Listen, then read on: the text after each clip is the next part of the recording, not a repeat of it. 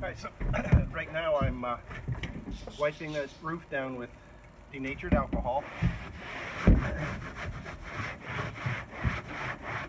And I'm not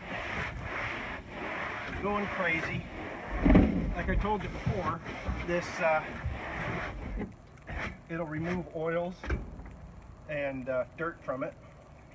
And you know, if nothing else, I get to inspect every inch. I get to look at every inch of the surface I'm working with. So it's got a lot of value there, so I can see, make sure that all of these things that I did previously are good, they're working good, so that I can address any issues in case they weren't right, okay? So it's just it's a cheap, not a lot time wasting thing that will, it's going to ensure that this product adheres nicely to this.